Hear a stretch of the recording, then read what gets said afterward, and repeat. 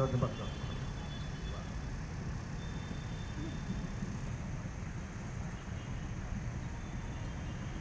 Polrestabes Palembang beserta instansi terkait baru saja selesai melaksanakan apel kesiapan pengamanan malam Natal di Kota Palembang yang mulainya sudah pada pukul nanti 16.00 sampai dengan selesai.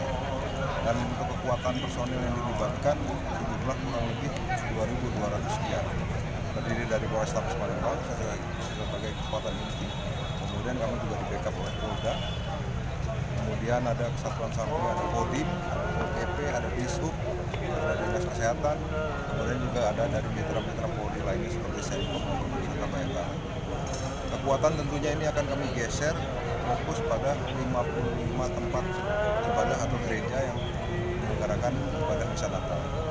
Selain itu juga tentunya titik-titik sentra keramaian masyarakat juga menjadi fokus pengamanan kegiatan pada saat malam nanti. Ini kan ada 11 gereja. Yang jelas pertimbangan kerawanan di masing-masing gereja itu tentunya berbeda karakternya karena sesuai dengan keramaian jemaah, kemudian sarana parkir dan lain sebagainya. Untuk antisipasi sendiri komandan masuk ke dalam gereja itu bagaimana untuk antisipasinya sendiri? Antisipasinya yang pertama sebelum insert polisi petugas pengamanan sudah kami lakukan sterilisasi dulu oleh tim yang punya kemampuan yaitu tim Jipo Dianak dari Satbrimob kita.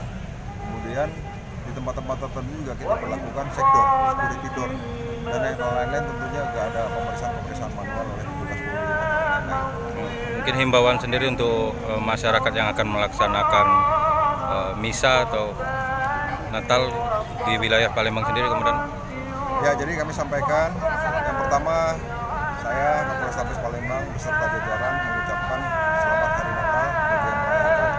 Kemudian kami selaku penanggung jawab keamanan wilayah, keamanan di Kota Palembang ini memastikan sampai dengan sejauh ini situasinya kondusif untuk berlangsung kegiatan ibadah Natal. 4 gereja HKBP, Santo Yosef, kemudian Hati Kudus sama Metodis karena terdekat. Nanti standby-nya di sini karena konsentrasi jamaat paling banyak di Santo Yosef ini. Kami melaksanakan sterilisasi dibantu oleh unit K9 juga dari Satwa Polda.